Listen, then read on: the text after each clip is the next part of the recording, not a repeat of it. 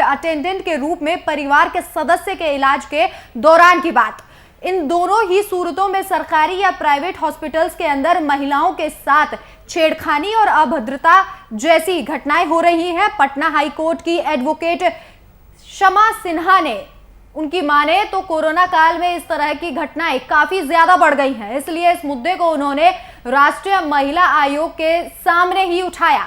इसके साथ ही सामने आए इस तरह के मामलों की जांच के साथ महिलाओं की सेफ्टी को लेकर बड़े कदम उठाने की भी मांग की है। भागलपुर और पटना के राजेश्वर हॉस्पिटल में पति के इलाज के दौरान एक महिला के साथ जो कुछ हुआ, उस घटना को आधार बनाते हुए ईमेल के जरिए एक लेटर राष्ट्रीय महिला आयोग के अध्यक्ष को महिला एडवोकेट ने 15 मई को ही भेजा था। इस पर आयोग ने संज्ञान लिया है और जांच कर कार्रवाई किए जाने की भी हामी भरी है। अप्रैल 2020 में गया के मगध मेडिकल कॉलेज में एक महिला के साथ रेप की घटना हुई थी। कोरोना पीड़ित महिला के कपड़े खून से सने मिले थे। महिला एडवोकेट के अनुसार अब फिर से गया जिले से ही हॉस्पिटल के अंदर महिलाओं के साथ छेड़खानी और बदमाशी किए जाने का मामला सामने आया है। इस बार एक नहीं बल्कि 2 मामले सामने आए हैं।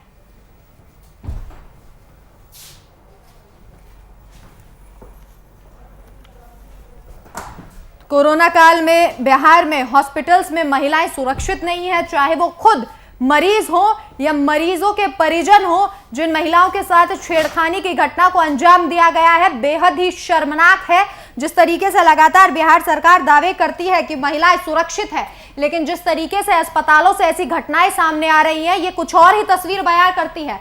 और हैरानी की बात यह है कि अब तक ऐसे अस्पतालों का कोई भी कार्रवाई नहीं की जा रही है। ना तो महिलाएं सुरक्षित है और ना ही अस्पतालों की नर्सें सुरक्षित है। ऐसे में लगातार कार्रवाई की मांग की जा रही है। अस्पताल के अंदर सेफ नहीं है महिलाएं। जब रक्षक ही भक्षक बन जाए तो ऐसे में महिलाएं कहां जाए।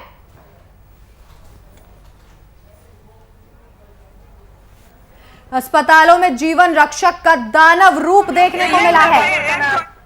आपको बता दें, कोरोना काल में अस्पतालों में तमाम महिलाएं सेफ नहीं हैं।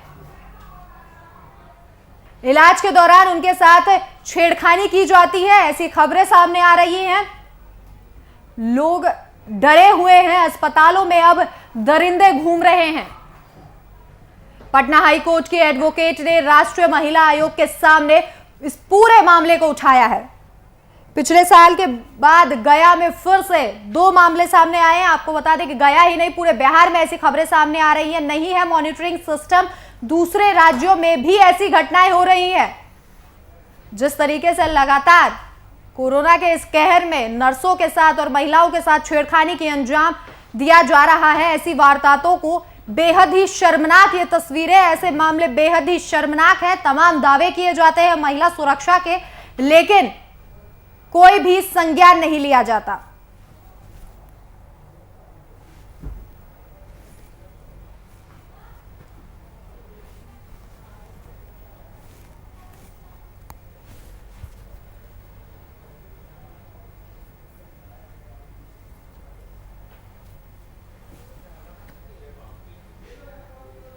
और इस खबर पर ज्यादा चर्चा के लिए हमारे साथ शमा सिन्हा एडवोकेट हैं हाई कोर्ट की, पटना हाई कोर्ट के, हमारे साथ लाइव जुड़ चुकी हैं। शमा जी, आपका बहुत बहुत स्वागत है वीआईपी न्यूज में। Thank you.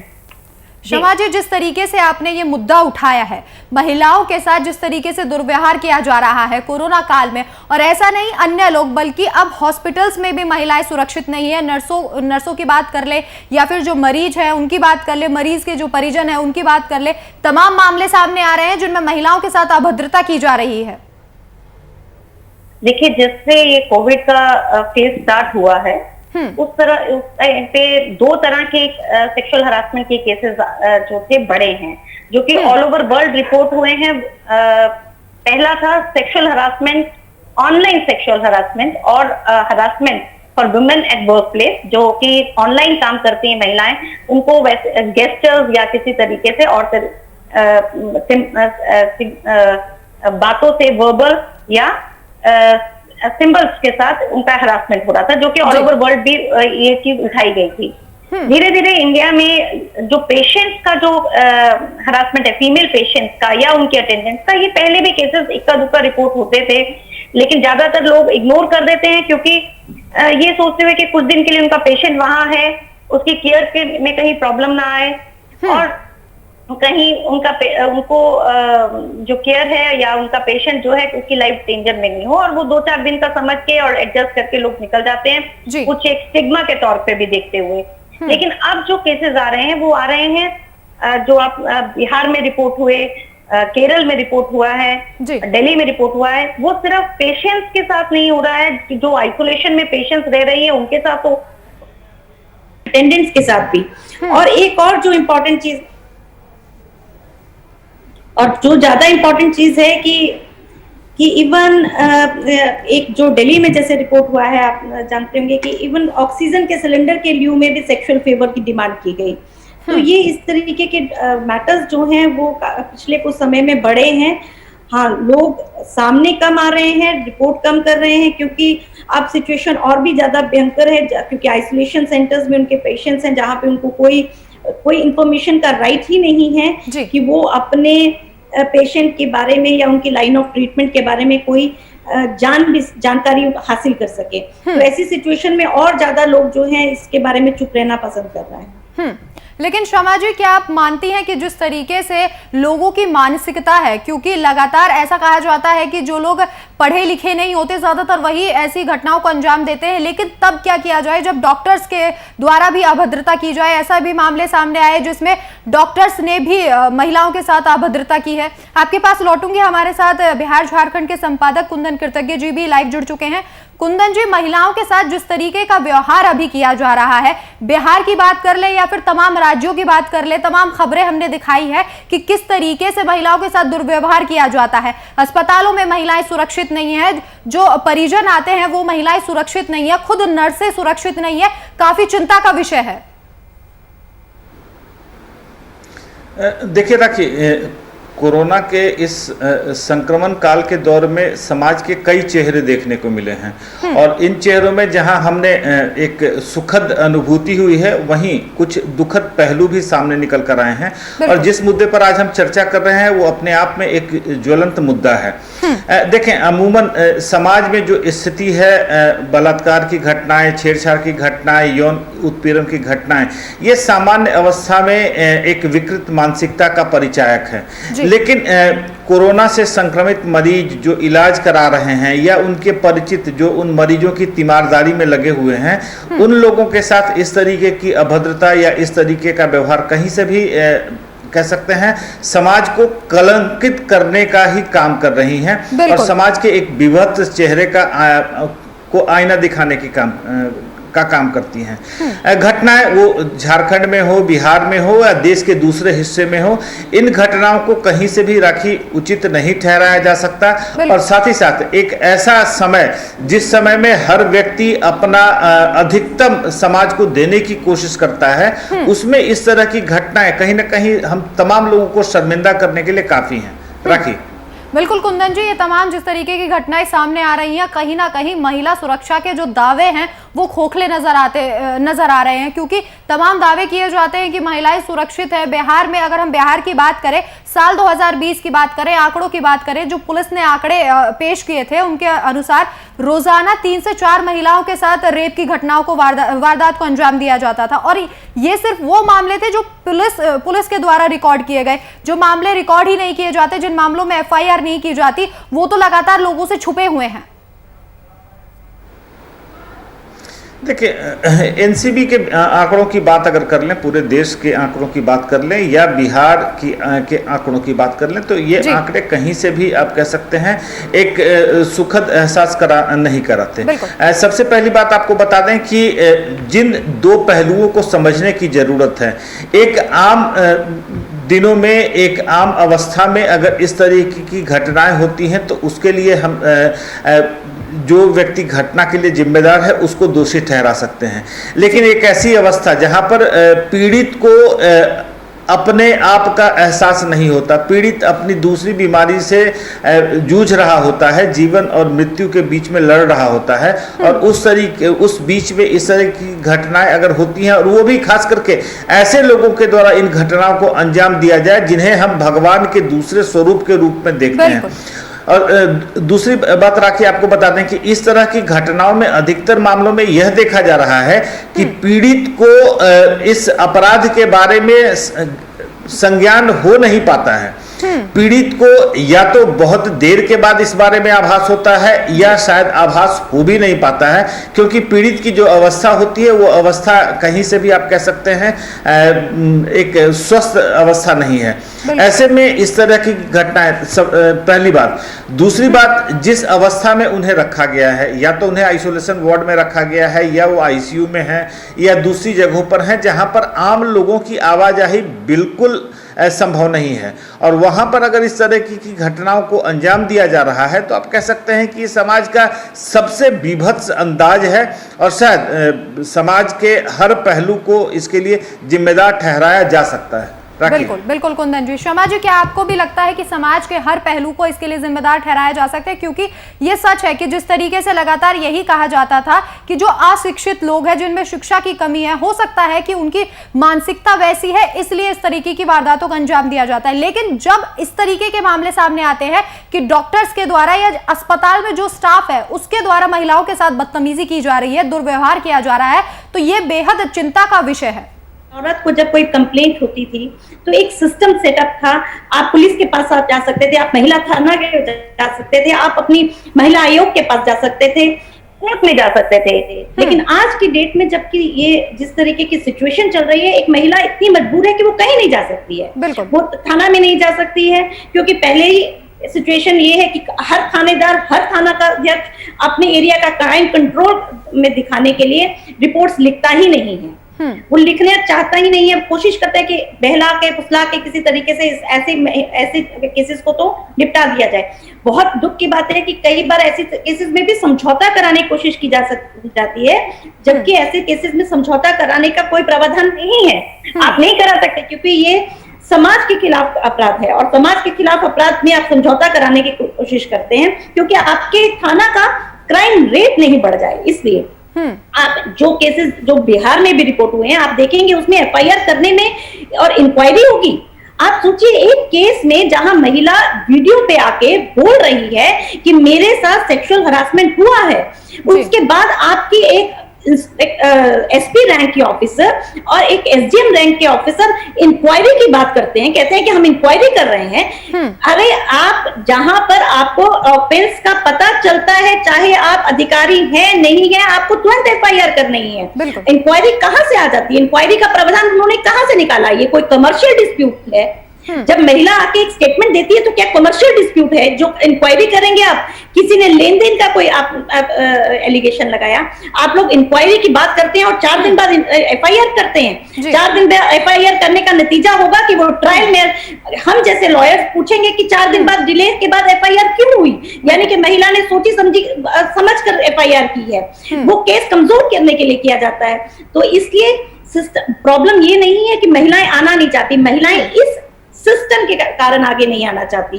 इस सिस्टम के कारण, क्योंकि उनकी एफआईआर के पहले उनकी इस बात की जानकारी लेने की कोशिश की जाती है कि अरे ये सच बोल रही हैं कि नहीं बोल रही हैं। अरे आप इंक्वायरी करने वाले होते कौन हैं? आप इन्वेस्टिगेशन कीजिए। आप प्रथम दृष्टया आपको उनकी बात को सही मानकर ही आगे बढ़ना है। गलत है कि नहीं है वो कोर्ट डिसाइड करेगा।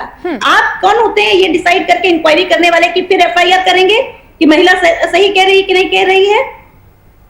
दूसरी बात, अनफॉर्चुनेटली ऐसे सर्कमस्टांसेस हैं जिससे कि लॉयर्स भी बहुत इफेक्टेड हैं, जुडिशरी भी बहुत इफेक्टेड है।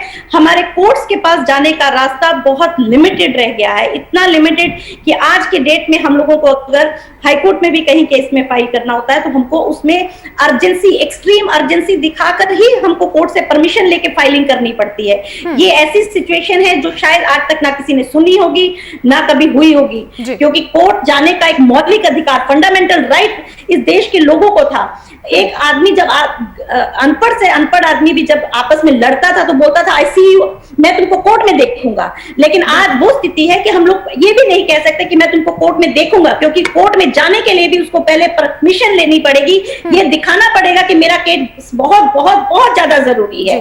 उसके बाद अगर तब उसके केस को ये लगे, उसको डिसाइड करने वाले लोगों को ये लगेगा कि ये केस बहुत जरूरी है, तब उसको कोर्ट में जाने की अधिकार मिलेगा। ये हम लोगों के पास अधिकार इस वक्त है कहाँ? ये बात अलग है कि हम लोग हेल्थ इमरजेंसी डिक्लेयर नहीं किए हैं, लेकिन हम लोग इमरजेंसी आपको रोकना चाहूंगी। हमारे साथ कुंदन जी भी लगातार जुड़े हुए हैं। कुंदन जी, शमा जी से कुछ सवाल हैं आपके, पूछिए।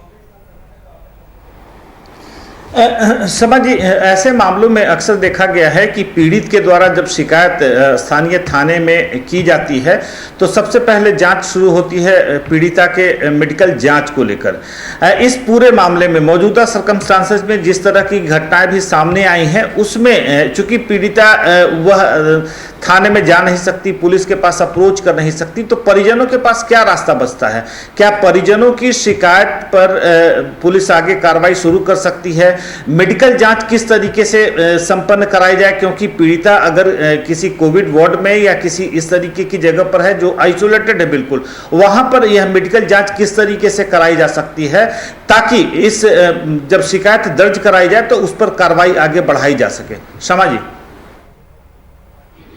देखिए, मैं आपको इस वक्त मैं एक बात बहुत पहले क्लियर कर दूंगी, मेरा कोई पॉलिटिकल किसी के साथ भी कोई मैं पॉलिटिकली या किसी पार्टी के अगेंस्ट या फेवर में या गवर्नमेंट के फेवर में या अगेंस्ट नहीं बात कर रही हूँ। मैं इस वक्त प्रेजेंट ग्राउंड सिचुएशन पे जो हम लोग नोटिस कर रहे हैं, मैं उसी पे बात कर रही हूँ, ये बहुत क्लियर कर देती हूँ। दूसरी बात, पहली आपने जो बोला, महिलाओं के जब कोई भी इस तरीके से कोई केस होता है, मैं चाहे उससे संबंधित हैं, चाहे वो विक्टिम है नहीं है, उसके रिश्तेदारी है नहीं है, कोई भी आदमी, देखिए हमारे सीआरपीसी में, हमारे लॉ में बहुत क्लियर है, अगर किसी को भी किसी क्राइम की इंफॉर्मेशन होती है तो वो जाकर उसको रिपोर्ट कर सकता है, इसमें कोई जरूरत नहीं है। आप बहुत बार देखते होंगे कि अगर थानाध्यक्ष, ये जब अभी जो आपका वायरल वीडियो का एक बहुत बड़ा केस जो मीडिया में भी बहुत हाईलाइट हुआ बिहार में, उसमें मुझे ये इंफॉर्मेशन रहती रही कि यहाँ के सीनियर एसपी का ये बयान आता रहा कि महिला थाना में आके या महिला आके कॉपरेट नहीं कर रही है, महिला ने आकर कंप्लेंट नहीं दी है। अरे ये कहाँ से आया? ये बात कहाँ से आई कि महिला आके रिपोर्ट करेगी तभी आप एफआईआर करेंगे?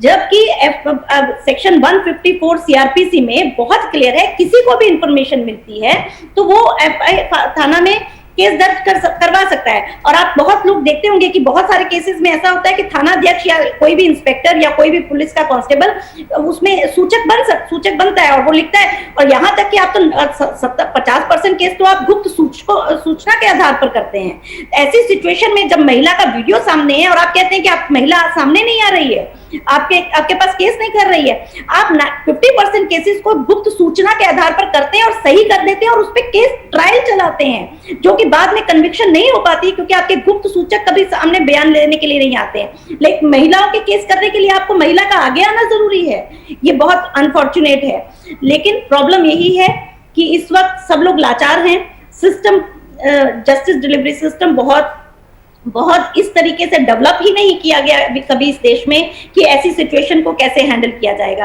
आप जब कोर्ट्स में जाइए, कभी भी आप ट्रायल कोर्ट्स में की हालत देखिएगा, कभी वो एक मजिस्ट्रेट कितना ज्यादा बर्डन होता है, वो कोई किसी ने आज तक सोचा ही नहीं कि जिस अनुपात में केस बड़े हैं उस अनुपात में हम इंफ्रास्ट्रक्चर को स्ट्रॉन्ग करें। हमने कभी पुलिस की ट्रेनिंग पर ध्यान ही नहीं दिया। आज भी हम ब्रिटिश काल की पुलिस ट्रेनिंग पर विश्वास करते हैं। हमने पुलिस को कभी पीपल फ्रेंडली नहीं बनाया है। महिला थाने तो खोल दिए, लेकिन वहां पे महिला थाने में भी उनको इस तरीके की ट्रेनिंग नहीं दी गई कि महिला की कंप्लेंट पर क्या करना है। आप इंक्वायरी नहीं कर सकते हैं, आप एफआईआर कीजिए, उसके बाद इन्वेस्टिगेशन कीजिए। ठीक है, आप अरेस्ट मत कीजिए, लेकिन आप ये नहीं कह सकते कि हम इन्वेस्टिगेशन नहीं करेंगे, हम पहले इंक्वायरी करेंगे फिर एफआईआर करेंगे। ये कहीं का कोई लॉ नहीं है। ये सिर्फ आप तानाशाही कर रहे हैं, पुलिस अपने तरीके से चल रही है, या उनको ट्रेनिंग नहीं है, नॉलेज नहीं है। तो इन लोगों को ट्रेनिंग होनी चाहिए। अगर वो या तो वो किसी को बचाना चाहते हैं तब इस तरीके के करते हैं, या ऐसे लोगों को बिल्कुल भी कानून की कोई भी नॉलेज नहीं है। जी एक सवाल है कि जिस तरीके से आपने बताया तो जाहिर सी बात है ऐसे में एक तो कन्विक्शन बहुत कम हो पाता है और कुछ मामलों में अगर कन्विक्शन होता भी है तो उसमें काफ़ी समय लग जाता है। और कानून के बारे में एक बहुत पुरानी कहावत है कि justice delayed is justice denied. तो क्या मानती हैं कि अगर इंसाफ होने में समय लग रहा है तो उस दौरान पीड़िता की जो मनोदशा है या पीड़िता के जो संबंधी हैं, जो परिवार है, वो एक अजीब मानसिक परेशानी से निकलकर सामने आ रहे होते हैं। ऐसे मामलों में आपकी क्या सलाह होगी? और खास करके कोविड की सिचुएशन में जो महिलाओं के साथ जो घटनाएं सामने आ रही हैं, इसमें मेडिकल जांच किस तरीके से सुनिश्चित कराई जा सकती है? नहीं आ रही है।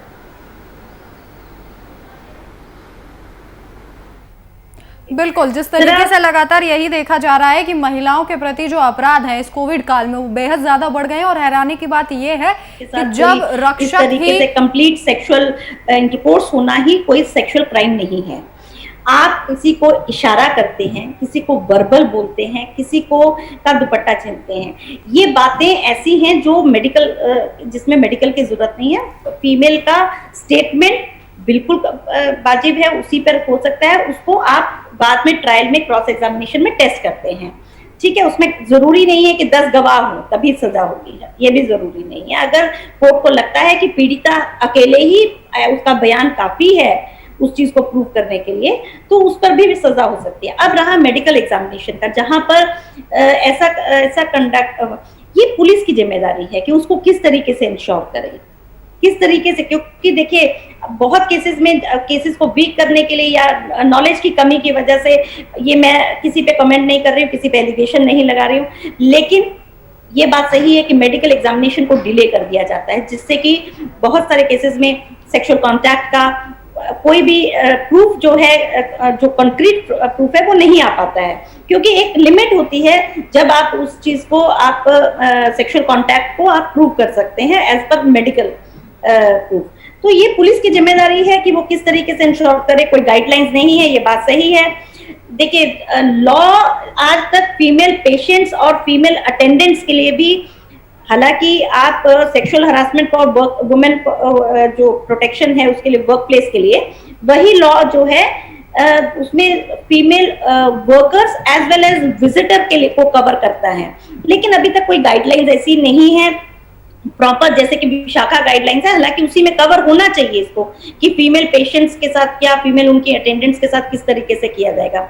लेकिन ये गाइडलाइंस या तो गवर्नमेंट को या हेल्थ डिपार्टमेंट को खुद लानी चाहिए, हॉस्पिटल्स में इंश्योर करना चाहिए कि वो एक पूरा कमेटीज बनाए, और ये पुलिस की जिम्मेदारी है कि वो मेडिकल एग्जामिनेशन के लिए कैसे करवाएगी। और अगर डिले होता है तो उसको जस्टिफाई करना जरूरी है कि वो इस वजह से ये मेडिकल एग्जामिनेशन डिले हुआ, क्योंकि पेशेंट जो है वो इन्फेक्टेड थी और उस वजह से डिले हुआ। क्योंकि आप जब डिले होता है तो आप उसको एक्सप्लेन नहीं करेंगे, तब भी उसका केस खराब होगा। और ये बात सही है, आप जो सही बोल रहे हैं कि ट्रॉमा की बात कह रहे हैं, केस का फीमेल, मेरा बहुत स्ट्रांगली है कि बच्चों और महिलाओं पे होने वाले जो क्राइम है उनका एक टाइम लिमिट फिक्स भी है, पॉक्सो में फिक्स है, लेकिन फिर भी कहीं ना कहीं डिले होता है। बिल्कुल, तो बिल्कुल, जैसा कि शमा जी ने बताया कि डिले होता है, कई ऐसे मामले हैं जो सिर्फ कागजों तक सीमित रह जाते हैं। कुंदन जी, क्या लगता है आपको, जिस तरीके से शमा जी ने कहा कि तमाम जो अस्पताल हैं उनमें गाइडलाइन जारी करनी चाहिए, कमेटी बनानी चाहिए, राज्य, क्या आपको भी लगता है कि तमाम जो राज्य सरकारें हैं उनको दखल देना चाहिए? क्योंकि जो महिला सुरक्षा है उनके दावों को लेकर ही हर सरकार सत्ता में आती है, लेकिन धीरे धीरे ये दावे खोखले साबित होते हैं और लगातार महिलाओं के साथ ऐसी वारदातों को अंजाम दिया जाता है। कुंदन जी, देखिए रखिए, बहुत सारे प्रोविजंस ऐसे हैं जिसने विमेन अपलिफ्टमेंट के लिए काम किया हुआ है और महिला सशक्तिकरण की दिशा में मजबूत कदम उठाने की कोशिश की गई है, लेकिन अल्टीमेटली होता क्या है, वो एक्सिक्यूट नहीं हो पाते हैं।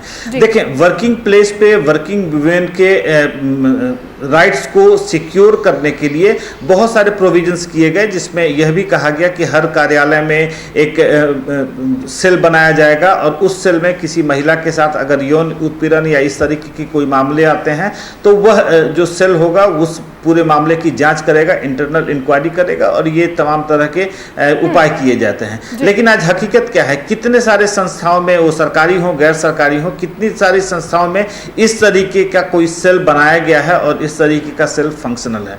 ये इसने कानून में ये प्रोविजन कर दिया गया है। यह एक जो पॉलिसी है जिसको आगे एक्सटेंड कर दी गई है, लेकिन एक्सक्यूशन नहीं हो पा रहा है। दूसरी बात आपको बता दें कि खास करके अस्पतालों में या ऐसी जगहों पर जहां पर महिलाएं बिल्कुल अपने आप में असुरक्षित हैं, दरअसल और उनके सुरक्षा की जिम्मेदारी जिन लोगों पर है, वो चाहे डॉक्टर हों, वहां के पैरामेडिकल स्टाफ्स हों या बाकी दूसरे अटेंडेंट हों, अगर उनके सुरक्षा की जिम्मेदारी जिन लोगों पर है, उन लोगों के द्वारा ही इस तरह की गतिविधियों को अंजाम दिया जाए तो ये थोड़ा सा और सीवियर और क्राइम हो जाता है। और खास करके इसमें समाजी शायद बेहतर रोशनी डाल पाएंगी कि इसमें एडिशनल और क्या क्या सीआरपीसी या आईपीसी के सेक्शंस को इंपोज किया जा सके, सो दैट कि एक नॉर्मल सर्कमस्टांसेस में किसी तरीके का सेक्सुअल अब्यूज और एक हॉस्पिटल में मेडिकल ट्रीटमेंट ले रही फीमेल के साथ सेक्सुअल अब्यूज, दोनों मामलों में वस्तु स्थिति और घटना स्थल और तमाम स्थितियों में काफी फर्क होता है। और जो व्यक्ति वहां पर उस महिला के स्वास्थ्य लाभ के लिए जिम्मेदार है, तो अगर उसके द्वारा ही इस तरह की घटनाओं को अंजाम दिया जाए तो उस पर क्या क्या बिल्कुल कुंदन जी, सवाल तो यही है, अस्पतालों में जिन्हें भगवान का रूप कहा जाता है, अगर वही महिलाओं के साथ इस तरीके की वारदात को अंजाम देंगे, दुर्व्यवहार करेंगे, छेड़खानी करेंगे, तो आखिर महिलाएं कहां जाएंगी? इस चर्चा में मेरे साथ शामिल होने के लिए कुंदन जी आपका बहुत बहुत शुक्रिया। इसके साथ ही शमा जी आपका भी बहुत बहुत शुक्रिया।